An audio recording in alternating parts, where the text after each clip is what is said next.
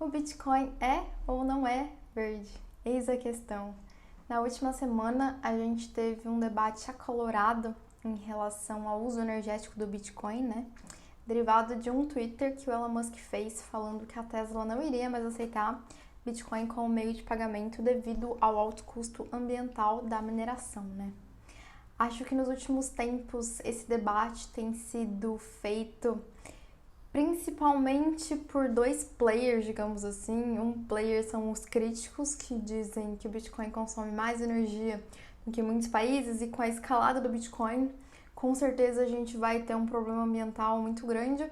E do outro lado a gente tem os defensores do Bitcoin que simplesmente dizem: não, o Bitcoin é verde, ele consome mais de 70% de energia de fontes renováveis, né? O que eu vejo é que grande parte dos defensores do Bitcoin não leram os reports, não sabem exatamente de onde veio esse dado que eles usam, né, desses 70, 76% que é usado. E a questão ambiental sempre foi muito importante para mim enquanto pessoa, né? Há mais de uma década eu me preocupo e estudo questões ecológicas. Eu me tornei vegetariana aos 13 anos, assim, e ao mesmo tempo, há mais de meia década, eu também me dedico cotidianamente às criptomoedas, né? Então, há muito tempo já eu estudo essa questão sobre e tento, né, entender quais são os potenciais do Bitcoin em relação ao desenvolvimento sustentável. E eu acho que eu não poderia perder, né, nesse momento. Eu escrevi um relatório com mais de 20 páginas abordando essa questão, né?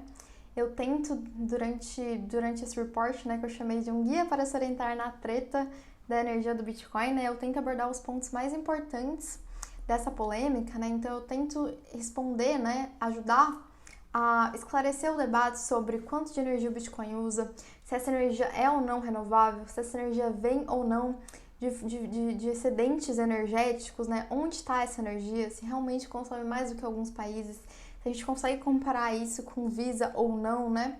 Então existem vários pequenos mal-entendidos que acontecem durante esse processo de comparação, né? Que existe das criptomoedas com a questão energética. Só para dar um exemplo, né? A maior parte das metodologias, o que elas fazem é, elas pegam quanto de energia a rede do Bitcoin usa, né? Ela pega quantas transações acontecem no Bitcoin, ela divide esse número para falar qual é a pegada energética de cada transação do Bitcoin. Mas existem inúmeros mal-entendidos com essa metodologia. Primeiro, uma transação do Bitcoin não significa que aconteceu uma transação. Se a gente está pensando na Lightning, por exemplo, uma transação do Bitcoin pode liquidar milhões, milhares pelo menos, assim, centenas de transações numa mesma, né? Então, é interessante pensar que, na verdade, o Bitcoin, ele escala na forma de camadas e não numa forma verticalizada, né? Então, não é uma transação somada à outra, é em camadas de forma que uma transação possa liquidar inúmeras. Segundo, mal entendido com essa comparação, né, da pegada em relação à quantidade de transações. A gente tem uma coisa chamada merge mining, que é quando um minerador ele pode usar a solução, o cabeçalho de um bloco que ele usou para validar o bloco para fazer uma mineração de uma outra blockchain. Então, por exemplo, a gente tem uma pesquisa bem interessante da BitMEX que mostra que mais de 90% do hash do Bitcoin está comprometido com algum tipo de merge mining. Então, se a gente está falando disso, a gente está falando que o Bitcoin, que uma transação do Bitcoin pode ser uma forma de liquidar centenas de transações e que o poder computacional usado para minerar um dos blocos pode ser está sendo usado em outras blockchains ao mesmo tempo. A gente tem algumas soluções, por exemplo, como da Mighty Green, em que o calor gerado pela mineração ele é utilizado para outros processos industriais, como aquecimento de água para destilação de sal ou de whisky, para criação de whisky. A gente tem algumas pessoas explorando como pegar esse calor e manter algumas estufas para produzir vegetais. A gente tem diversas coisas, digamos, que estão sendo feitas que podem reduzir cada vez mais essa pegada de carbono, né? Então, mas antes de tudo, eu acho que a gente primeiro precisa entender como é feito, qual é a metodologia, qual é a abordagem, como a gente chegou nesse número de é verde ou não é verde, quanta energia é, quanta energia não é, né? Quando a gente está pensando em calcular, por exemplo, as fontes energéticas do Bitcoin, a gente está falando de vários dados que são super difíceis de serem conseguidos, né?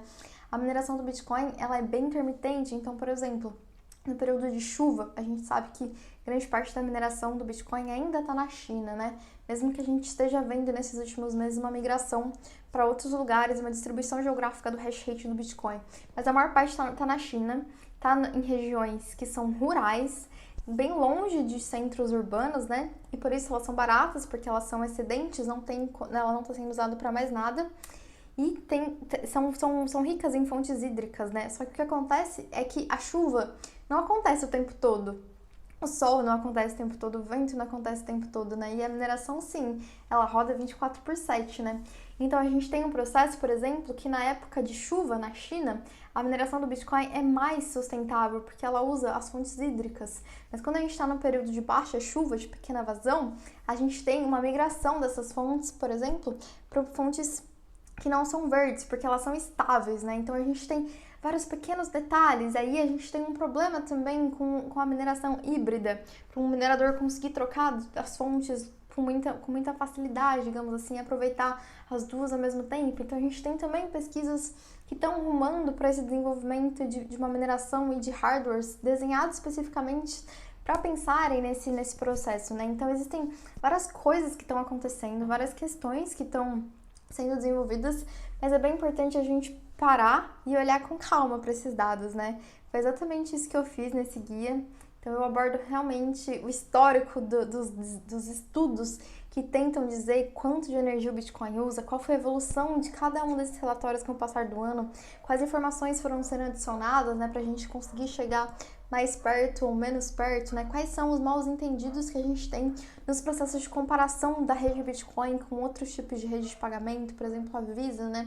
Então são vários pequenos detalhes que fazem com que essa discussão seja super interessante. Na minha perspectiva, a gente tem um potencial imenso, né, para tornar no longo prazo o Bitcoin descarbonizado, inclusive fazer com que o Bitcoin ajude a gente, na verdade, na transição energética, né? Tem um caso bem interessante que é com a mineração do metano. Metano é um gás que é pior do que o CO2 no geral para as questões do efeito estufa. E a gente tem um processo de queima muito ineficiente desse gás, do metano, né? A gente tem alguns mineradores desenvolvendo formas de aproveitar esse metano e aí zerar o problema dele, né? Então a gente está pegando um lixo e usando para mineração, né? A gente tem um processo muito grande, assim, de desperdício de energia no mundo, né? Realmente a China, o último dado que eu vi, acho que era de 2018, teve mais de 12% da energia dela desperdiçada. Só com o desperdício da China a gente conseguiria manter a rede do Bitcoin funcionando, né? Então a gente pode pensar em como a gente usa o Bitcoin para acelerar grande parte desses desenvolvimentos, fazendo uma combinação muito grande entre hard mining, entre mineração híbrida, entre potencialização de usos de energia, né, desses lugares rurais, de terras pós-soviéticas, em que a gente não tem nenhuma fonte de renda nesses territórios, porque eles estão extremamente longe dos centros urbanos, né, e eles não têm o que fazer com essa energia, porque eles não têm como transportar ela, então seria uma boa forma de, inclusive, criar uma forma de monetização local, né? Então existem várias potências, mas antes de tudo a gente precisa desacelerar e entender realmente o que significa quando a gente diz que é ou não é verde, quanto por cento é verde, como a gente sabe, é sempre igual, onde tem as maiores potências, onde tem os maiores desafios, né? Foi isso que eu tentei fazer nesse guia de como se orientar na treta de energia do Bitcoin. Ele está disponível no meu site, está disponível para download também. No final desse guia, né, eu tento fazer uma construção de uns cenários fictícios em que a gente combina todas essas potencialidades para criar novas perspectivas, né? Eu gostaria muito que, se você tivesse alguma ideia, eu acho que a gente possa completar o guia de alguma forma, para você me escrever. Vai ser realmente bem interessante trocar um pouco mais com pessoas que não estão nem fatídicas falando que o Bitcoin vai destruir a Terra, nem as pessoas que simplesmente querem defender o criptoativo a qualquer custo, digamos assim, né? Eu sou incrivelmente apaixonada por criptomoedas, tal como eu sou com as discussões ecológicas, então para mim fazer essa combinação, né, e pensar em como a gente pode se orientar é realmente um desafio muito incrível que eu resolvi encarar. Espero que vocês gostem e até mais!